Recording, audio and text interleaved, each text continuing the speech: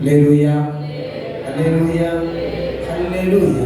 കർത്താവ് അനുഗ്രഹിക്കട്ടെ. തുടർന്ന് അല്പസമയം ദൈവത്തിന്റെ വചനം ശുശ്രൂഷിക്കുകയും നമുക്ക് ഒരുമിച്ച് ദൈവത്തെ ആരാധിച്ച് പ്രാർത്ഥനാശീർവാദത്തോടെ കടന്നു പോവുകയും ചെയ്യാവുന്നതാണ്. തുടർന്ന് ദൈവവചനത്തിൽ അല്പസമയം ശുശ്രൂഷിക്കുന്നതായിരിക്കും. കർത്താവ്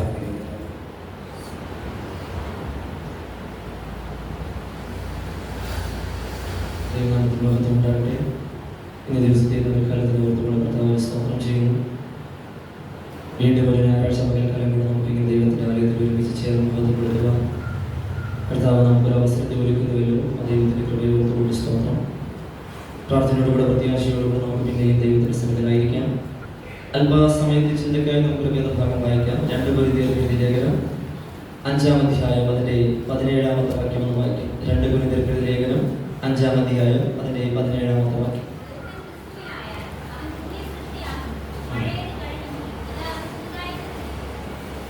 ഒരുത്തൻ ക്രിസ്തുവിലായാൽ അവൻ പുതിയ സൃഷ്ടിയാകുന്നു. പഴയത് കഴിഞ്ഞുപോയി, ഇതാ അവൻ പുതുതായി തീർന്നിരിക്കുന്നു. എല്ലാ സൃഷ്ടിക്കും ഒരാരംഭമുണ്ട്, എല്ലാറ്റിനും ഒരാരംഭമുണ്ട്. ദൈവത്തിന് ഒഴികെ ദൈവം സൃഷ്ടിച്ച സകല സൃഷ്ടികൾക്കും ഒരാരംഭമുണ്ട്. അതുപോലെയുള്ള ഒരു ആരംഭമാണ് സകല കാര്യങ്ങളിലും. ഇന്ന് നമ്മൾ ലോകത്തിൽ കാണുന്ന എല്ലാറ്റിനും ഒരു ആരംഭമുണ്ട്. ഒന്ന് എടുത്തു ചിന്തിച്ചാൽ, നിങ്ങളുടെ ശരീരത്തിൽ ഇന്നുള്ള വേദനയ്ക്ക് ഒരാരംഭമുണ്ട്. നിങ്ങൾ വിഷമിച്ച ഒരു വിഷയത്തിന് അതിനൊരാരംഭമുണ്ട്. നിങ്ങളുടെ ജനനം അതൊരാരംഭമാണ്. നിങ്ങളുടെ ജീവിതത്തിലുള്ള സകല കാര്യങ്ങൾക്കും ഒരു ആരംഭമുണ്ട്. ലോകത്തിലേക്ക് അല്പം ഒന്ന് മാറ്റി ചിന്തിച്ചു കഴിഞ്ഞാൽ, ഇന്ന് ലോകത്തിൽ ഉള്ള കലകൾ, ഈ കലകൾക്ക് ഒരാരംഭമുണ്ട്. അതായത് പാട്ടിന് ഒരാരംഭമുണ്ട്, മ്യൂസിക്കിന് ഒരാരംഭമുണ്ട്. പാട്ട് ആരംഭിച്ചതിനെ കുറിച്ചൊക്കെ പറയുന്നത് നമ്മുടെ ഈ നേച്ചറിൽ, നമ്മുടെ പ്രകൃതിയിലുള്ള ഈണത്തെയാണ് അതൊരു പാട്ടായിട്ട് ആളുകൾ പാടി ഇങ്ങനെ മൂളിയൊക്കെ അതിനെ ഇങ്ങനെ ഈണത്തിൽ രാഗത്തിലൊക്കെ വർണ്ണിച്ച് ഗാനമായി എന്നാണ് പറയപ്പെടുന്നത്.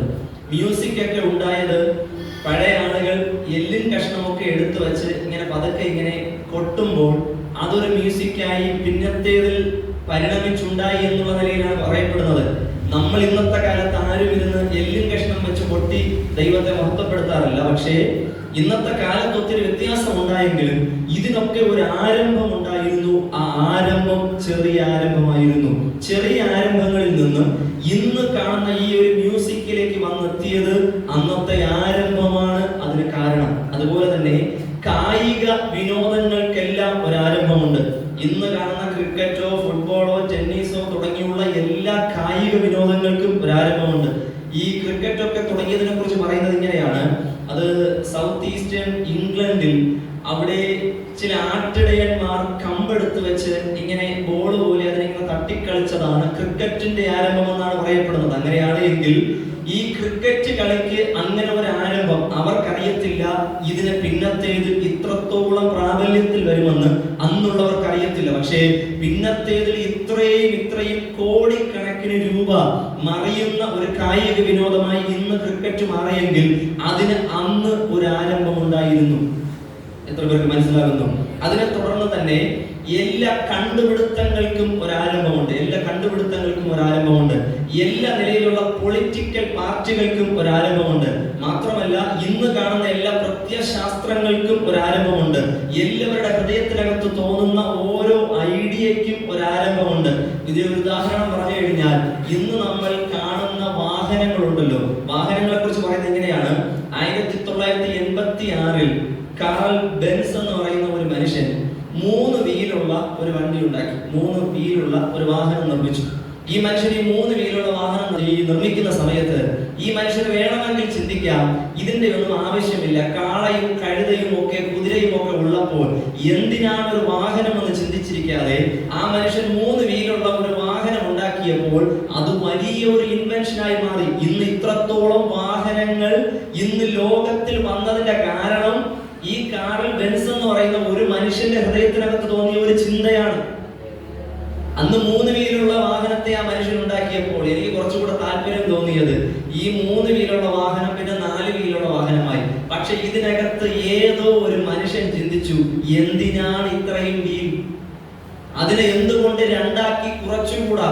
ഈ രണ്ടാക്കി കുറയ്ക്കുന്ന കാര്യത്തെ കുറിച്ച് ചിന്തിച്ചപ്പോഴേ ബാക്കിയുള്ളവർ പറഞ്ഞു, ഇത് നിന്റെ അഭ്യാസമാണ്, ഇത് നീ ചെയ്യുന്നത് ശരിയായിട്ടുള്ള കാര്യമല്ല. നിനക്ക് 3 വീലിൽ പറ്റുന്നില്ലേ, 4 വീലിൽ പറ്റുന്നില്ലേ, നീ എന്തിനാ ഈ 2 വീലിൽ നീ സഞ്ചരിക്കാൻ ശ്രമിക്കുന്നത്? ഇതൊരു അഭ്യാസമാണെന്ന് പറഞ്ഞപ്പോൾ ആ മനുഷ്യൻ വകവയ്ക്കാതെ അതിനുവേണ്ടി ഇറങ്ങി തിരിച്ചത് കൊണ്ട് ഇന്ന് നമ്മളും അതേ അഭ്യാസം കാണിച്ചുകൊണ്ട് നടക്കുന്നേ. ഇത് പലരും സർക്കസ് കാണിക്കുന്നു എന്നുള്ള നിലയിലൊക്കെ ഇതിനെ വിലയിരുത്തിയപ്പോൾ നമ്മൾ ഇന്ന് അതിനെ ഡെയിലി ഉപയോഗിക്കുന്ന ഒരു രീതിയിലുള്ള 2 വീലുള്ള വാഹനങ്ങൾ നമ്മുടെ കയ്യിലേക്ക് വന്നെങ്കിൽ ഇതിനൊക്കെ പിന്നിൽ ഒരു ആരംഭം ഉണ്ടായിരുന്നു എന്നാ പറഞ്ഞു വരുന്നേ. എല്ലാറ്റിനും പിന്നിൽ ഒരു ആരംഭമുണ്ട്. ഇതുപോലുള്ള ആരംഭം സകലത്തിനു പിന്നിലും ഉള്ളപ്പോൾ ഈ എല്ലാ നിലയിലുമുള്ള വിശ്വാസങ്ങൾക്ക് പിന്നിലും ഒരു ആരംഭമുണ്ട്. ഓരോരുത്തർ വിശ്വസിച്ച് ഓരോ കാര്യത്തിന് വേണ്ടി ഇറങ്ങുമ്പോൾ ബാക്കിയുള്ളവർ പറയും, ഇത് നിനക്ക് വേണ്ടാത്ത കാര്യമാണ്, ഇതിലേക്ക് വേണ്ടി നീ ഇറങ്ങിത്തിരിക്കേണ്ട ഒരു ആവശ്യമില്ലെന്ന് പറയുമ്പോഴും അതിന്റെ നടുവിൽ ഇറങ്ങിത്തിരിച്ച ആരംഭമാണ് ഇന്ന് കാണുന്ന നമ്മുടെ സഭയും. എത്ര പേർക്ക് മനസ്സിലാകുന്നു? ഇന്ന് കാണുന്ന നമ്മുടെ സഭ എന്ന് പറഞ്ഞാൽ ഇത്രയും പേർ ചേർന്ന് തുടങ്ങിയ ഒരു ആരംഭമല്ല. ഇതിനകത്ത് ഏതോ ഒരു മനുഷ്യന് ഈ ദേശത്തിനകത്ത് തോന്നിയ ഒരു താല്പര്യമാണ് ഈ ദൈവസഭയുടെ ആരംഭം. ആ ചെറിയ താല്പര്യം ഇന്ന് കാണുന്ന സഭയായി ഇവിടെ രൂപീകരിച്ച് നിൽക്കുന്നുണ്ടെങ്കിൽ ഇന്ന് ഈ സഭയ്ക്കകത്ത് തോന്നുന്ന ഒരു താല്പര്യം ഏറ്റവും വലിയ തുടക്കങ്ങളായി പിന്നത്തേതിൽ മാറും. ഇതാണ് യേശു ക്രിസ്തുവിന്റെ പ്രത്യേകത. തീർന്നില്ല. നമ്മുടെ എല്ലാറ്റിനും ഒരുത്തൻ ക്രിസ്തുവിലായാൽ പുതിയ സൃഷ്ടി എന്നാണല്ലോ. അങ്ങനെയാണെങ്കിൽ സകല സൃഷ്ടികൾക്കും ഒരു ആരംഭമുണ്ട്. ആ ആരംഭമാണ് കർത്താവിന്റെ വചനം. ദൈവത്തിന്റെ വായിലെ വചനമായിരുന്നു സകല സൃഷ്ടികളുടെയും ആരംഭം എന്ന വണ്ണം കാണപ്പെട്ടത്. ആ ആരംഭം ആദാമിൽ തുടങ്ങി മനുഷ്യവർഗത്തിന്റെ ആരംഭം ഇന്ന് കാണുന്ന നമ്മളിലേക്ക് വന്നെത്തി നിൽക്കുന്നു. ആദാമിൽ തുടങ്ങിയ മനുഷ്യവർഗത്തിന്റെ ആരംഭം ഇന്ന് കാണുന്ന നമ്മളാകുന്ന മനുഷ്യരിൽ വന്നെത്തി നിൽക്കുന്നു. പക്ഷെ ഇന്ന് കാണുന്ന മനുഷ്യരിൽ നമ്മൾ വന്നെത്തി നിൽക്കുമ്പോൾ നമ്മൾ തിരിച്ചു ചിന്തിക്കും, അന്നത്തെ കാലത്തെ മനുഷ്യരെ പോലെയൊന്നും ഇന്നുള്ളവർക്ക് ജീവിക്കാൻ പറ്റത്തില്ലല്ലോ. അന്നത്തെ കാലത്തെ ചിലരൊക്കെ പറയുന്ന കേട്ടിട്ടില്ലേ, അന്നത്തെ വിശ്വാസം പോലെയൊന്നും ഇനി വിശ്വസിച്ച് ജീവിക്കാൻ പറ്റത്തില്ലല്ലോ. അന്ന് ദൈവത്തെ പിൻപറ്റിയതുപോലെ ഇനി പിൻപറ്റി ജീവിക്കുവാൻ കഴിയത്തില്ലല്ലോ. കാരണം കാലം മാറിയില്ലേ, ആളുകൾ ഇങ്ങനെയല്ലേ. ഇന്നത്തെ കാലത്ത് ആരെങ്കിലും അങ്ങനെ ചെയ്യുമോ എന്ന് ചോദിക്കുമ്പോൾ ഞാൻ പരിശുദ്ധാത്മാവിൽ ഈ സഭയോട് ഒരു കാര്യം പറയട്ടെ. അങ്ങനെ ദൈവാത്മാവിനാൽ ഒരു അഭിഷേകം പ്രാപിച്ച് ഇന്നുള്ള തലമുറയ്ക്കകത്ത് നിങ്ങൾ ഒരു വിശുദ്ധിയോ ഒരു വേർപാടോ ഒരു ദൈവഭക്തിയോ തുടങ്ങുന്നുണ്ടെങ്കിൽ ഇതാണ് ക്രിസ്തുവിലുള്ള ആരംഭം. ക്രിസ്തുവിലുള്ള ആരംഭം എന്ന് പറഞ്ഞാൽ എല്ലാവരും സഞ്ചരിക്കുന്നതിന്റെ കൂടെ ഇന്നത്തെ കാലത്ത് ആരെങ്കിലും ചെയ്യുമോ എന്ന് ചോദിക്കുമ്പോൾ ഇന്നത്തെ കാലത്തും ഞാൻ ദൈവത്തിന് വേണ്ടി നിൽക്കും എന്ന് പറയുന്നതാണ് ഇതിനകത്ത് വെളിപ്പെടുന്ന ദൈവത്തിന്റെ ആരംഭം. ഏത് കാലത്തും യേശു ക്രിസ്തുവിന്റെ നാമവും വേണ്ടിക്കൊണ്ട് നിൽക്കുന്നവരുടെ എണ്ണം ഉണ്ടാകും. ഏത് സാഹചര്യത്തിൽ ഉണ്ടാകും. അതായത് എത്ര തന്നെ അഴുക്ക് നിറഞ്ഞ സ്ഥലമെന്ന് പറഞ്ഞാലും അതിനകത്തു നിന്ന് താമര വിടർന്നു വരുന്നത് പോലെ അഴുക്ക് പറ്റാത്ത ഒരു കൂട്ടം ജനം അതിന്റെ നടുവിൽ നിന്ന് മുളച്ചു വന്നുകൊണ്ടേയിരിക്കും. അതാണ് ക്രിസ്തുവിലുള്ള ആരംഭം. പുതിയ സൃഷ്ടിയുടെ ആരംഭം ഇപ്രകാരമാണ് നടക്കപ്പെടുന്നത്. യേശു ക്രിസ്തുവിന്റെ ഈ ഭൂമിയിലെ ജീവിതം അതിനൊരു ആരംഭം ഉണ്ടായിരുന്നു. എനിക്കത് വളരെയധികം താല്പര്യമുള്ള ഒരു വിഷയമാണ്. ആ ആരംഭത്തിന് എങ്ങനെയാണ് അതിന് കാരണമായതെന്ന് ചോദിച്ചാൽ ഒരു വാക്ക് അവിടെ വന്നു, കൃപ ലഭിച്ചവളെ നിനക്ക് വന്ദനം. കൃപ ലഭിച്ചവളെ നിനക്ക് വന്ദനം. ഈ വന്ദനം കേട്ടപ്പോൾ, കർത്താവിന്റെ ഒരു വന്ദനം കേട്ടപ്പോൾ മറിയയ്ക്ക് അറിയത്തില്ലായിരുന്നു ഇത് വലിയ ഒരു ആരംഭത്തിന്റെ ഒരു തുടക്കം എന്നുള്ള കാര്യം അറിയത്തില്ലായിരുന്നു. പക്ഷേ ശ്രദ്ധ വച്ച് കേട്ടപ്പോൾ ഇങ്ങനെയാണ് പറയുന്നത്, പരിശുദ്ധ ആത്മാവിനാൽ അടുത്ത ഒരു കാലഘട്ടത്തേക്ക് വേണ്ടിയുള്ള ഒരു ആരംഭം വെളിപ്പെടാൻ പോകുന്നു എന്ന് പരിശുദ്ധ പറഞ്ഞപ്പോൾ അവിടെ ഏൽപ്പിച്ചു കൊടുക്കാൻ ഒരു വ്യക്തി ഉണ്ടായതുകൊണ്ട് ആ വ്യക്തിയിലൂടെ എത്രയും വലിയ ദൈവപ്രവൃത്തിയാണ് വെളിപ്പെട്ടതെന്നുള്ള കാര്യത്തെ കുറിച്ച് നിങ്ങളൊന്ന് ചിന്തിച്ചു നോക്കിയേ. ഒരു വ്യക്തിക്കകത്തുകൂടെ മാനവരാശിയുടെ പാപ പരിഹാരത്തിനായി ജനിച്ച യേശു ക്രിസ്തുവിന്റെ ജനനം സംഭവിച്ചെങ്കിൽ നിങ്ങളിൽ ഒരു വ്യക്തിയിലൂടെ ഈ ദേശത്ത് വെളിപ്പെടാനുള്ള വലിയ ഉണർവിന്റെ വെളിപ്പാടുകൾ ഒരു വ്യക്തിയിലൂടെ വെളിപ്പെട്ട് വരും.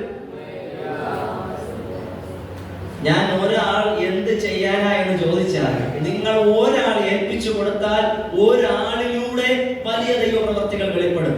ഇന്ന് സകല ലോകവും ഭാഗ്യവതി എന്ന് വാഴ്ത്തത്തക്കവണ്ണമുള്ള നിലയിൽ ഒരു വ്യക്തി, ഒരു ഐഡന്റിറ്റി ഇന്നുണ്ടെങ്കിൽ അതിന്റെ അർത്ഥം അടിയനിത എന്ന് പറഞ്ഞ് ഒരു കാര്യത്തിന് വേണ്ടി ഏൽപ്പിച്ചു കൊടുത്ത ഒരു കാര്യം തന്നെയാണ്.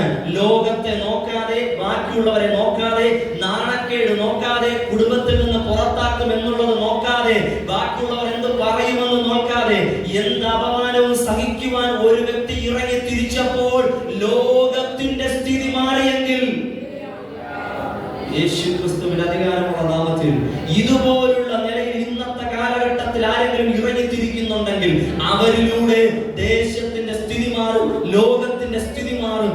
അവരാണ് പുതിയ ഒരു സൃഷ്ടിയായിട്ട് മാറപ്പെടുന്നവർ. പുതിയ സൃഷ്ടിയായിട്ട് മാറപ്പെടുന്നവരെന്ന് പറഞ്ഞാൽ ഇതുപോലെ ഏൽപ്പിച്ചു കൊടുക്കുകയാണ്. ക്രിസ്തുവിന്റെ ജനനം ഒരു സ്ത്രീയുടെ ഹൃദയത്തിനകത്ത് രൂപീകരിക്കപ്പെട്ടതുപോലെ അപ്രകാരം ഒരു ജനനം നമ്മുടെ ഹൃദയത്തിനകത്ത് എന്നുണ്ടാകുന്നുവോ അതിനുശേഷം പല പ്രത്യേകതകൾ ഉണ്ടാകുമെന്നുള്ള കാര്യത്തെ കുറിച്ച് ആരും മറന്നുപോകരുത്. ഇത് സംഭവിക്കുന്നതിന് മുൻപ് ഈ പഴയ നിയമത്തിനും പുതിയ നിയമത്തിനും ഇടയ്ക്ക് ഒരു 400 വർഷത്തിന്റെ ഗ്യാപ്പ് ഉണ്ടല്ലോ. ഈ 400 വർഷത്തെ കുറിച്ച് ആളുകളൊക്കെ ഇരുണ്ട കാലഘട്ടം എന്നൊക്കെ ചിലർ വിളിക്കാറുണ്ട്. അവരങ്ങ് വിളിക്കുകയാണ് ഇതൊരു ഇരുണ്ട കാലഘട്ടം എന്ന്. ഇരുണ്ട കാലഘട്ടം എന്ന് വിളിക്കുന്നതിന്റെ കാരണം എന്തെന്ന് ചോദിച്ചാൽ അവർ അതിനകത്ത് ദൈവത്തിന്റെ അരുളപ്പാടുകളൊന്നും ആർക്കും കിട്ടുന്നില്ല. അപ്പോൾ ദൈവത്തിന്റെ അരുളപ്പാട് കിട്ടുന്നില്ലെങ്കിൽ അതിന്റെ അർത്ഥം ഇരുണ്ട കാലഘട്ടത്തിലാണ്. ഈ സഭയ്ക്കകത്ത് ദൈവത്തിന്റെ അരുളപ്പാട് ഇന്ന് കിട്ടുന്നില്ലെങ്കിൽ അതിന്റെ അർത്ഥം നമ്മൾ ഇരുണ്ട കാലഘട്ടത്തിലാണ്. നിങ്ങൾക്ക് ആർക്കെങ്കിലും പഴയ കാലത്ത് പരിശുദ്ധാത്മാവ് ഇടപെട്ടതുപോലെ ഇന്ന് നിങ്ങളുടെ ജീവിതത്തോടുള്ള ബന്ധത്തിൽ പരിശുദ്ധാത്മാവ് ഇടപെടുന്നുണ്ടെങ്കിൽ അതിന്റെ അർത്ഥം ഇരുണ്ട കാലഘട്ടത്തിലാണ്. നിങ്ങളോട് ഏതെങ്കിലും നിലയിൽ വചനത്തിൽ നിന്ന് പാപത്തെ കുറിച്ചുള്ള ബോധ്യത ദൈവാത്മാവിനാൽ ഉണ്ടാകുന്നില്ലെങ്കിൽ അതിന്റെ അർത്ഥം നമ്മൾ ഇരുണ്ട കാലഘട്ടത്തിലാണ്. പാപം ആരംഭിക്കുന്ന ഒരു ദിവസം ഉള്ളതുപോലെ പാപത്തെ മാറ്റിവെച്ച് വിശുദ്ധിയിലേക്ക് ഇറങ്ങിത്തിരിക്കുവാനും ഒരു ആരംഭം ഉണ്ടായിരിക്കണം. ആ ആരംഭത്തെ കുറിച്ച് പരിശുദ്ധാത്മാവ് ഇന്നേ ദിവസം പകൽക്കാലം ഇവിടെ അറിയിക്കുന്നത് നമ്മുടെ സഭയ്ക്കകത്തെന്നല്ല, ആദിമ കാലഘട്ടങ്ങൾ മുതലേ എല്ലാ മനുഷ്യരുടെ ഉള്ളിലും ഇതുപോലുള്ള ആരംഭമുണ്ട്. പൗലോസ് ഈ ശൗൽ ജനിച്ച സമയത്ത് ആർക്കും അറിയത്തില്ലല്ലോ ശൗൽ ഇങ്ങനെ ഒരു മനുഷ്യനായി മാറുമെന്ന്. ഒരു സുപ്രഭാതമായപ്പോൾ ശൗലിന് അധികാരം കിട്ടിയ ശൗൽ അധികാര പേപ്പറെല്ലാം എടുത്തുകൊണ്ട് പുറത്തേക്ക് ഇങ്ങനെ ഇറങ്ങുകയാണ്. എന്താണ് കാര്യമെന്ന് പറഞ്ഞാൽ പൗലോസിന്റെ അതിരത്തിൽ നിന്ന് ഒരു വാക്ക് ആദ്യമായി വരുന്നു: ഇനി ക്രിസ്ത്യാനികൾ ആരും ഇവിടെ ദൈവത്തെ ആരാധിക്കണ്ട.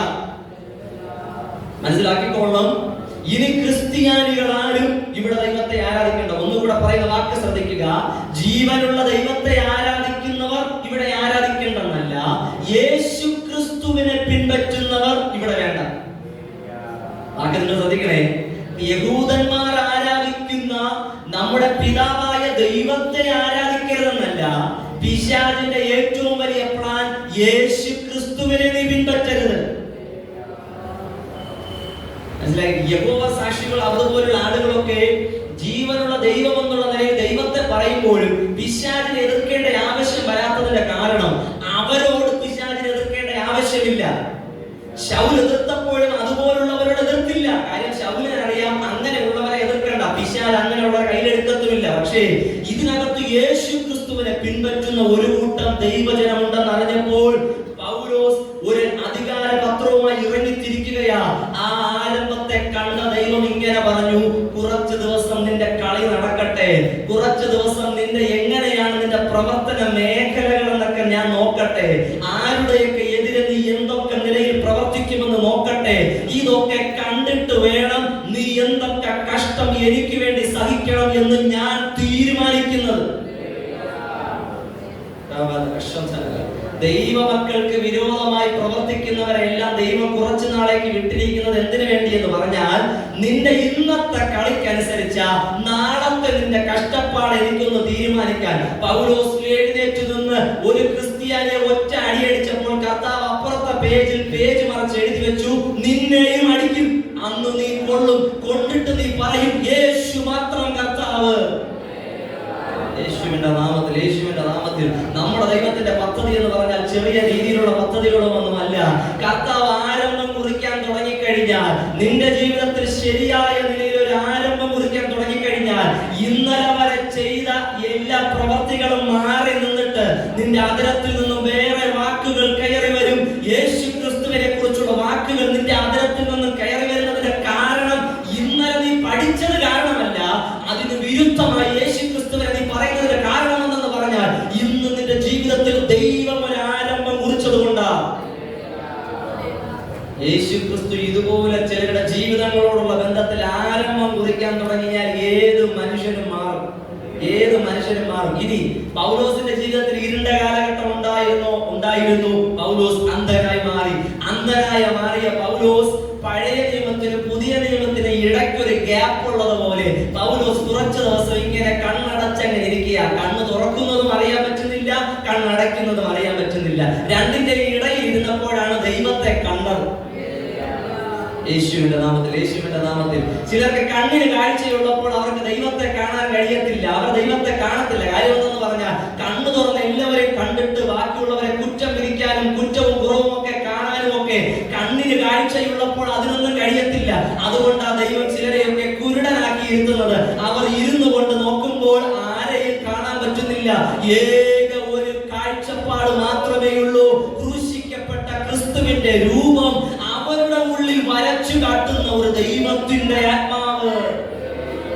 അതോ പൗലോസ് തിരിച്ച് ഗലാത്യർക്കെഴുതിയ ലേഖനം എഴുതുമ്പോൾ ഇങ്ങനെ പറയുന്നു, യേശുക്രിസ്തു ക്രൂശിക്കപ്പെട്ടവനായി നിങ്ങളുടെ മുൻപിൽ ഞാൻ വരച്ചു കാട്ടിയിട്ടും നിങ്ങളെ ശുദ്ധം ചെയ്ത് മയക്കിയവനാ. എന്താണ് കാരണം? ഈ പൗലോസിന് വരച്ചു കാട്ടിക്കൊടുത്തതാ. പേപ്പറിൽ വരച്ചപ്പോഴും ഇതിനകത്ത് എഴുതി വെച്ചപ്പോഴും കാണാത്ത പൗലോസിന് കർത്താവ് കണ്ണടച്ച് ഇരുത്തിയിട്ട് വരച്ചു കാട്ടിക്കൊടുത്തു. ഇങ്ങനെയാ പലരുടെയും ജീവിതത്തിൽ. പ്രിയപ്പെട്ടവരെ, പ്രാർത്ഥിക്കാൻ പറയുമ്പോൾ കണ്ണടയ്ക്കാൻ പറ്റിയില്ലെങ്കിൽ പ്രശ്നമൊന്നുമില്ല. കണ്ണടച്ച് ഇരുത്തി വരപ്പിക്കാനും നമ്മുടെ ദൈവത്തെ കൊണ്ട് അറിയാം. പക്ഷെ ഇന്ന് പ്രാർത്ഥനയ്ക്കകത്ത് കണ്ണടച്ചിരുന്ന് പ്രാർത്ഥിക്കുന്നവരുണ്ടെങ്കിൽ, നിങ്ങൾ ഇന്ന് കാണുന്ന കർത്താവിന്റെ രൂപമാണ് നാളത്തെ നിങ്ങളുടെ ജീവിതത്തിന്റെ ആരംഭം. ഈ ആരംഭത്തെ തടസ്സം ചെയ്യാൻ അടുത്തൊരു ശൗലില്ലെന്നാ പറഞ്ഞു വരുന്നേ. അടുത്തൊരു ശൗലിനെ കൊണ്ട് കഴിയത്തില്ല. അടുത്തൊരു ശൗൽ മുൻപിൽ വരുമ്പോൾ നിങ്ങൾ തന്നെ പറയും, ഇത് നീയല്ല, ഇത് പഴയ ഞാൻ. മനസ്സിലാവുന്നുണ്ട്? ഇത് എന്റെ മുൻപിൽ നിൽക്കുന്ന നീയല്ല, ഇത് എന്റെ പഴയ ഞാൻ. മദ്യപിച്ചുകൊണ്ട് പലരും മുമ്പിൽ വന്ന് നിൽക്കുമ്പോൾ ഇന്ന് പല ദൈവമക്കളും മുൻപിൽ നിന്ന് ഇങ്ങനെ ചിന്തിക്കത്തില്ലേ, ഇത് പഴയ എന്റെ സ്വഭാവമാണ്, ഞാൻ ഇതുപോലെ മദ്യപിച്ച് നടന്ന വ്യക്തിയാ, ഞാൻ ഇതുപോലെയൊക്കെ കളിച്ച് നടന്ന വ്യക്തിയാ, നിന്നെക്കാളും ഒക്കെ വലിയ വേലത്തരങ്ങൾ കാണിച്ച വ്യക്തിയാ. പക്ഷേ ഇന്ന് ഞാൻ മാറിയെന്ന് നമ്മളിൽ പലരുടെയും ഹൃദയത്തിനകത്ത് തോന്നത്തില്ലേ? ആ പഴയ ഞാൻ മാറി പുതിയ എന്നിലേക്ക് വന്നപ്പോൾ അതിന്റെ പേരാ പുതിയ സൃഷ്ടി. പുതിയ സൃഷ്ടി. പത്രോസിനോട് പറഞ്ഞു, പത്രോസേ, നീ എന്ത് ചെയ്യണമെന്ന് പറഞ്ഞാൽ വലയെടുത്തോണ്ട് ഇറങ്ങിക്കോ. കുടുംബത്തിനകത്ത് സാമ്പത്തിക ആവശ്യങ്ങൾക്ക് വേണ്ടി തണ്ടും തടിയുമുള്ളത് നീ ആ വലയും എടുത്തോണ്ട് ഇറങ്ങിക്കോ എന്ന് പറഞ്ഞു. പത്രോസ് ആദ്യമായി വല വീശിയപ്പോൾ അങ്ങോട്ട് ചേരുന്നില്ല. പത്രോസ് പിന്നെ വല വീശി അങ്ങ് വല വീശാൻ പഠിച്ചു. വല വീശാൻ എല്ലാ നിലയിലും അങ്ങ് പഠിച്ചിട്ട് ഇപ്പോൾ പത്രോസ് ബാക്കിയുള്ളവരോട് പറഞ്ഞു കൊടുക്കും, ഇങ്ങനെയാണ് വല വീശേണ്ടത്, ഇങ്ങനെയാണ് വല കെട്ടേണ്ടത്, ഇങ്ങനെയാണ് ചെയ്യേണ്ടത്, ഇങ്ങനെയാണ്. അപ്പോൾ പത്രോസിനോട് തിരിച്ചു ചോദിച്ചു, പത്രോസേ, എത്ര വർഷത്തെ പാരമ്പര്യമുണ്ട്? പത്രോസ് പറഞ്ഞു, ഇത്ര വർഷത്തെ പാരമ്പര്യമുണ്ട്. അപ്പോൾ യേശുക്രിസ്തു പറഞ്ഞു, നിനക്ക് പുതിയതൊന്നും ഞാൻ പഠിപ്പിക്കാം, നീ വല വിട്ടിട്ട് ഇറങ്ങിക്കോളാം. അർത്ഥം മനസ്സിലാകുന്നുണ്ടോ? നമ്മൾ കുറെ വർഷം കൊണ്ട് പഠിച്ച സ്വഭാവത്തെ മാറ്റിക്കുന്നതാണ് യേശുക്രിസ്തുവിന്റെ ആരംഭം. ഇന്നു വരെ പഠിച്ച സ്വഭാവങ്ങൾക്കകത്ത് നിന്ന് കർത്താവ് പറയുന്നു, നീ എന്നിലേക്ക് വന്നാൽ ഞാൻ നിന്നെ ഒരു പുതിയ സൃഷ്ടിയാക്കി മാറ്റും. നിന്റെ കയ്യിൽ പിന്നെ വലയുണ്ടാകത്തില്ല, നിന്റെ കയ്യിൽ പിന്നെ കർത്താവിന്റെ വചനം മാത്രമേ ഉണ്ടാകത്തുള്ളൂ. വചനം കൊണ്ട് ഇറങ്ങി നിൽക്കുന്ന പത്രോസാണ് എന്നിട്ട് പറയുന്നത്, വെള്ളിയും പൊന്നും എന്റെ കയ്യിലില്ല. കാര്യം എന്താ? കയ്യിലുണ്ടായിരുന്ന വലയും പോയി, പണവും പോയി, എല്ലാം പോയി. എന്റെ കയ്യിലുള്ളത് യേശുക്രിസ്തുവിന്റെ നാമം മാത്രം. നീ എഴുന്നേറ്റ് നടക്കാം. നീ ഇനി കിടക്കേണ്ട ആവശ്യമില്ല. കാര്യം പടകിൽ കിടന്ന് ഉറങ്ങാമെന്ന് കരുതിയ എന്നെ ഇങ്ങോട്ട് കൊണ്ടുവന്ന ഒരു യേശുക്രിസ്തുവിന്റെ സാന്നിധ്യമുണ്ട്. അങ്ങനെയാണെങ്കിൽ നീ കിടക്കണ്ട, നീയും എഴുന്നേറ്റ് നടക്കാം. വേഗത്തിൽ പറഞ്ഞു പോകട്ടെ. ഇവിടെ ചുങ്കക്കാരനായ ഒരു മനുഷ്യനോട് വേറൊരു മനുഷ്യൻ നിന്ന് എങ്ങനെയാണ് ടാക്സിന്റെ ഒക്കെ കണക്കെന്ന് പഠിപ്പിച്ചു കൊടുത്തുകൊണ്ടിരിക്കുക. ആ മനുഷ്യനോട് പറയുന്നത് എങ്ങനെ, ഇത്ര ശതമാനമാണ് ടാക്സ്, ഇന്ന ഇന്ന ആളുകൾക്ക് ഇത്ര ശതമാനം നീ കളക്ട് ചെയ്യണം, ഇത്ര ശതമാനം വാങ്ങിയായിരിക്കണം നീ ഗവൺമെന്റിന് കൊടുക്കേണ്ടത്, ഇടയിൽ കൂടെ വേണമെങ്കിൽ ഇത്ര ശതമാനം നീ കയ്യിൽ വെച്ചോ. ഇങ്ങനെയൊക്കെ ഉള്ള നിലയിൽ കള്ളത്തരം മുള്ളത്തരങ്ങളും ഒക്കെ പഠിപ്പിച്ചു വിടുന്ന ഒരു ചുണ്ടക്കാരനായ മനുഷ്യനെ യേശുക്രിസ്തുവിന്റെ അടുക്കലേക്ക് വന്നപ്പോൾ യേശുക്രിസ്തു ആ മനുഷ്യനോട് പറഞ്ഞ ഒരു രീതിയുണ്ട്. നിന്റെ കണക്ക് കൂട്ടലുകൾ ഒന്നുമല്ല എന്റെ കണക്ക് കൂട്ടലുകൾ. ഇതിനൊക്കെ വിരുദ്ധമായി നിന്റെ പേരിൽ ഞാൻ വേറൊരു കണക്ക് വെച്ചിട്ടുണ്ട്. ആ കണക്ക് എന്താന്ന് പറഞ്ഞാൽ നിനക്കുള്ളതെല്ലാം ബാക്കിയുള്ളവർക്ക് കൊടുത്തിട്ട് നിന്റെ ഹൃദയം നീ എനിക്ക് തരണം. നിനക്ക് ഇന്ന് നീ തട്ടിപ്പും വെട്ടിപ്പും നടത്തി പ്രാപിച്ചതൊക്കെ ബാക്കിയുള്ളവരെ പേരിൽ നീ എഴുതി വെച്ചു കൊടുത്തിട്ട് ഒന്നുമില്ലാത്തവനായി നിനക്ക് ദോഷം വരുത്തുന്ന, നിന്റെ ആത്മീയതയ്ക്ക് വിരോധമായി പോരാടുന്ന എല്ലാറ്റിനെയും മാറ്റി നിർത്തിയിട്ട് നിന്റെ ഹൃദയം മാത്രം കൊണ്ട് നീ എന്റെ അടുത്ത് വന്നാൽ നീ ക്രിസ്തുവിലായി, നീ പുതിയ സൃഷ്ടിയായി. അതാണ് നമ്മുടെ കർത്താവിന്റെ പ്രവൃത്തി എന്ന് പറഞ്ഞാൽ. ഇതുപോലുള്ള നിലയില ഒരു വിത്തും കയ്യിലിരുന്ന് കിളിർത്തതായിട്ട് ചരിത്രമില്ലല്ലോ. ഒരു വിത്തും കയ്യിലിരുന്ന് കിളിർത്തിട്ടില്ലല്ലോ. അതുകൊണ്ട് എവിടെയെങ്കിലും കുഴിച്ചിട്ടാലല്ലേ കിളിർക്കത്തുള്ളൂ. ഈ വിത്ത് കിളിർക്കുമോ ഇല്ലയോ എന്ന് പറഞ്ഞ് കയ്യിൽ വെച്ചുകൊണ്ടിരുന്ന് പ്രാർത്ഥിക്കുന്നതൊക്കെ മാറ്റി വെച്ചിട്ട് വിശ്വാസത്താൽ എടുത്ത് വിതയ്ക്കാൻ തുടങ്ങുവാനാണ് ദൈവത്തിന്റെ ആത്മാവ് പറയുന്നത്. കഴിഞ്ഞ നാളുകൾ പ്രാർത്ഥനാ വിഷയങ്ങളൊക്കെ കയ്യിൽ വെച്ചുകൊണ്ടിരുന്ന് കർത്താവേ ഈ വിത്തിനെ അങ്ങ് മുളപ്പിക്കണമേ എന്ന് പറയുന്നതൊക്കെ മാറ്റി വെച്ചിട്ട് ഈ വിത്ത് മുളയ്ക്കുമെങ്കിൽ ഞാൻ അതിനെ വിതയ്ക്കുമെന്ന് പറഞ്ഞ് എടുത്ത് വിതയ്ക്കുക. ആ വിത്തെങ്ങാനും പുറത്തു വന്നില്ലെങ്കിൽ, അത് മുളച്ച് പുറത്തു വന്നില്ലെങ്കിൽ നമ്മൾ അടുത്ത വിത്തിടും. മനസ്സിലാക്കുന്നില്ലേ? നമ്മൾ അടുത്ത വിത്തിടും. ആ വിത്ത് മുളച്ചില്ലെങ്കിൽ എന്ത് ചെയ്യും? നമ്മൾ അടുത്ത വിത്തിടും. ഇങ്ങനെ വിത്തിട്ട് ഇരുന്നിട്ട് ഒരു ദിവസം എഴുന്നേറ്റ് നിന്ന് നോക്കുമ്പോൾ ദൈവമക്കൾ കാണുന്നത് ഈ ഇട്ട വിത്തുകളെല്ലാം മുളച്ചു നിൽക്കുന്നു. കഴിഞ്ഞ ആഴ്ച ഇട്ടത് മുളച്ചു നിൽക്കുന്നു, ഇന്നലെ ഇട്ട വിത്ത് മുളച്ചു നിൽക്കുന്നു, എല്ലാം ഒരുമിച്ച് മുളച്ചു നിൽക്കുന്നു. കാര്യം എന്താന്ന് പറഞ്ഞാൽ കർത്താവ് പറയുന്നു, ഇതാണ് മുളച്ചു പുറത്തു വരുവാനുള്ള കാലഘട്ടം. നീ കഴിഞ്ഞ ആഴ്ച ഇട്ടതൊക്കെ ഓക്കെ, പക്ഷെ മണ്ണിനടിയിൽ ഞാനത് സൂക്ഷിച്ചു വച്ചിരുന്നു. പ്രാർത്ഥനാ വിഷയങ്ങൾക്ക് മറുപടി പ്രാപിക്കുന്നതിനൊരു കാലഘട്ടമുണ്ട്. അതാണ് ഈ കാലഘട്ടം.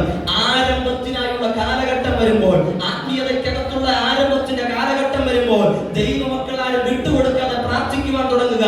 നിങ്ങളുടെ ജീവിതത്തിൽ പ്രാർത്ഥനാ വിഷയങ്ങൾക്കുള്ള ആരംഭത്തിന്റെ കാലഘട്ടം കർത്താവ് കുറിച്ച് വെച്ചിട്ടുണ്ടെങ്കിൽ ഒരു കാരണവശാലും അത് മാറ്റിക്കളയരുതേ. ഏൽപ്പിച്ചു കൊടുക്കുക. എല്ലാവരും കണ്ണുകളെ അടച്ചു ഏൽപ്പിച്ചു കൊടുത്താട്ടെ. പരിശുദ്ധ ആത്മാവ് ഇന്നേ ദിവസം ദൈവാത്മാവിനാൽ ആരംഭം വെളിപ്പെടുന്ന ഒരു നാളായി മാറട്ടെ. ചെറിയ തുടക്കങ്ങളെയൊന്നും ദൈവം ഒരിക്കലും തുച്ഛീകരിച്ചു കളയുന്ന ദൈവമല്ല. നടുന്നവനും നനയ്ക്കുന്നവനും ഒന്നും ഏതുമില്ല. പക്ഷെ വളരുമാറാക്കുന്നത് ദൈവത്തിന്റെ കൃപയാണെങ്കിൽ അത് നടുന്നവനും നനയ്ക്കുന്നവനും ഉണ്ടായിരിക്കണം. നടുന്നവനും നനയ്ക്കുന്നവനും ശ്രേഷ്ഠത പറയുവാനോ അഹങ്കരിക്കുവാനോ ഒന്നുമില്ല എന്നുള്ള കാര്യം സത്യമാണ്. പക്ഷേ നടുന്നവനും ഉണ്ടായിരിക്കണം, നനയ്ക്കുന്നവനും ഉണ്ടായിരിക്കണം. വളരുമാറാക്കുന്ന